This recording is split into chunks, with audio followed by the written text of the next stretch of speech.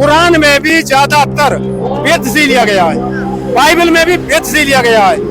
संहिता है। ईश्वर ने सबके लिए एक सूर्य दिया है, सबके लिए जल दिया है, सबके लिए नदी नाले वृक्ष सबके लिए है। जब ईश्वर ने एक संविधान जीने के लिए एक विधान दिया है, तो राजा का भी कर्तव्य है कि वो ईश्वर की न्याय व्यवस्था को देख करके, ईश्वर की व्यवस्था से सीख करके अपनी प्रजा के लिए भी एक व्यवस्था दे। कौन कहता है कि क्यों नहीं हो सकता?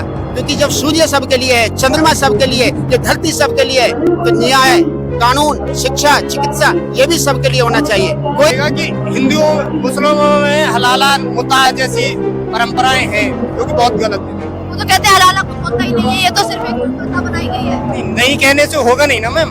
जो सच्चाई है, इतनी सारी महिलाएं निकल के आ रही हैं, वो कह रही हैं जी ये होता है, तो वो चीज आपको माननी पड़ेगी। मैं देखिए, इस वक्त हमारे साथ तमाम लोग मौजूद हैं और बातचीत करेंगे यूनिफॉर्म सिविल कोड को लेकर कि क्या भारत में यूनिफॉर्म सिविल कोड लागू होना चाहिए, जिसके लिए लगातार सरकार आवाज उठा रही है। जनता के बीच में बातचीत हो रही है, जनता से पूछा जा रहा है कि क्या भारत में यूनिफॉर्म सिविल कोड लागू हो जाना चाहिए, यानी कि एक देश एक कानून। इस वक्त हमारे साथ कुछ लोग मौजूद हैं, उनसे बातचीत करेंगे और जानने की कोशिश करेंगे कि क्या यूनिफॉर्म सिविल कोड भारत के लिए अच्छा है या फिर नहीं है। सर, क्या कुछ कहेंगे यूनिफॉर्म सिविल कोड यानी कि एक देश एक कानून भारत में लागू होना चाहिए? बिल्कुल होना चाहिए। जो भी लोग यहाँ रहते हैं उन सब के लिए एक व्यवस्था होगी तो निश्चित रूप से दुनिया में व्यवस्था चलती है। कोई भी दुनिया आज तक का इतिहास में जाना जाता है, कोई भी राष्ट्र अपने यहाँ 2 तरह की या 3 या 10-12 तरह की व्यवस्था नहीं बनाता।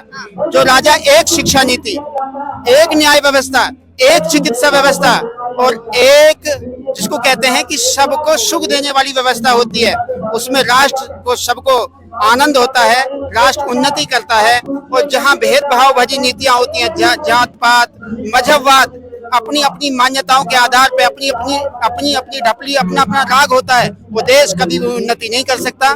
इसलिए हम सरकार से मांग करते हैं, मोदी जी से कहते हैं कि वो जल्दी से जल्दी ये जो हमारा समान नागरिक संहिता है इसको लागू करे। लेकिन सर, ये जो देश है ये धर्मनिरपेक्ष देश है, इस देश में हर एक धर्म के लोग रहते हैं, उस बीच में समान नागरिक संहिता कैसे लागू हो पाएगा? हाँ, पूरी दुनिया के अंदर समान नागरिक संहिता है।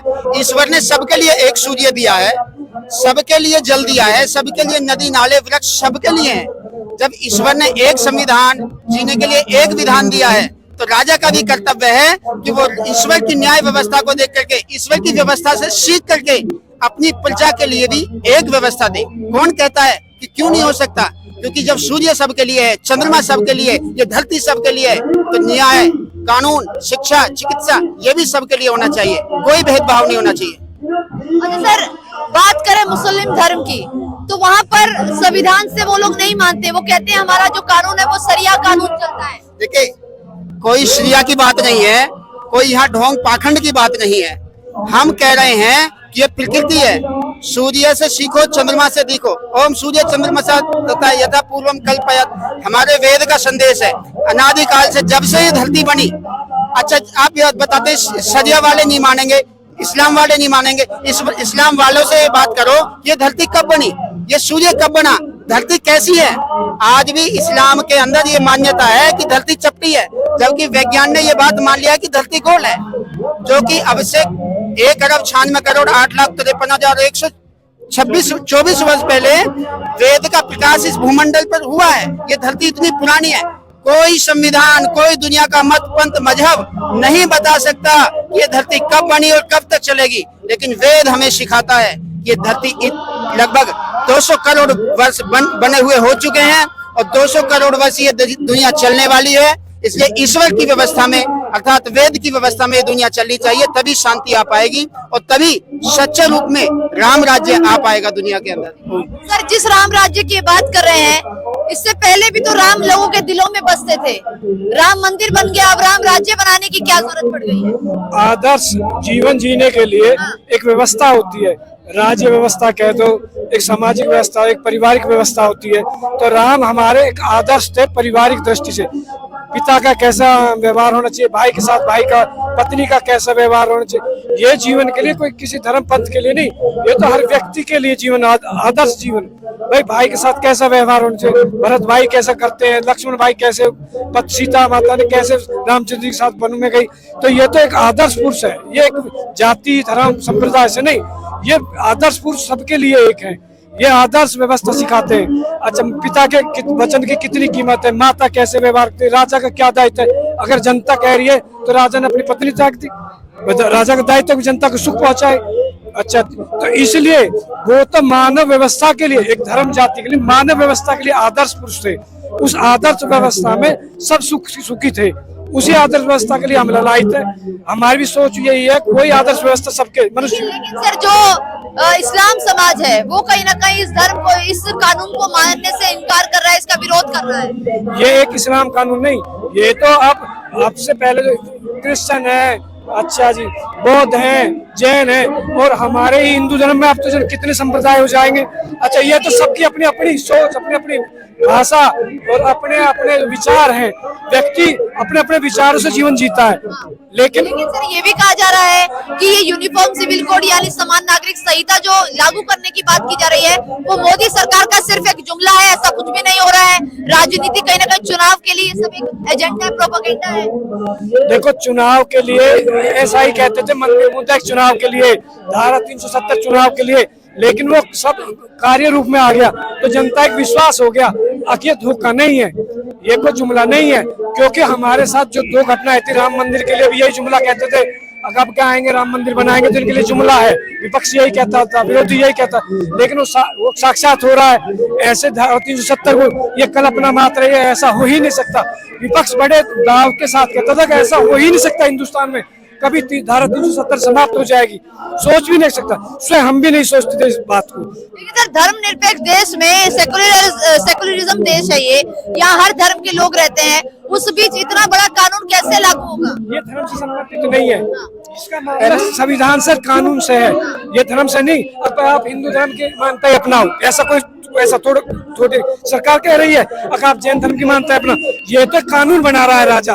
भाई एक इस देश में कोई राजा है, संविधान है, कानून है, वो अपना कानून बना रहा है, वो जाति धर्म और संप्रदाय के लिए नहीं, वो सबके लिए है। क्या कुछ कहेंगे सर यूनिफॉर्म सिविल हम कहेंगे जो ये लागू है समानता के लिए, ये सबके लिए समान रूप में होना चाहिए। इसमें ना तो हिंदू संप्रदाय, ना मुस्लिम संप्रदाय, ना सिख, कोई मतलब नहीं है। हम जो भारतवासी हैं, भारत के नागरिक हैं, और भारत के नागरिक होने के नाते हम सभी के लिए कानून सब एक होना चाहिए, बराबर होना चाहिए। उस कानून अलग अलग नहीं होना चाहिए। दूसरी बात बहन जी, मैं आपको एक चीज बताना चाहूंगा, धर्म क्या है?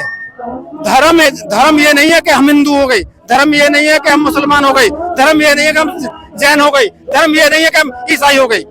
धर्म जैसे अग्नि है, अग्नि का धर्म है जलाना, तब वो जलाना। पानी का धर्म है क्या? शीतलता देना। हवा का धर्म है आयु देना। ये है धर्म। क्या हमारे कोई धर्म है? क्या मुसलमान कोई धर्म है? ये संप्रदाय है, ये धर्म नहीं है। पहली बात तो कि हमारे ऊपर ये शब्द जो थोपा गया है क्या धर्म निरपेक्ष है, तो जैसे हमारे परमात्मा की व्यवस्था है, ये धूप दे रखी है, सबके लिए बराबर दे रखी है, धरती दे रखी है, सबके लिए बराबर दे रखी है, पेड़ पौधे ऑक्सीजन दे रहे हैं, वो सबके लिए बराबर दे रहे हैं। तो हमारा भी भारत में रहने के जो भी सरकार बने, सबको एक ही कानून दे, एक ही नियम दे। और जिस चीज की बात कर रहे हैं कि धर्म कहीं से आया नहीं है, ना धर्म मुस्लिम है, ना हिंदू धर्म है, सब एक समान है। इस देश में प्रधानमंत्री नरेंद्र मोदी क्या सबको एक समान समझते हैं?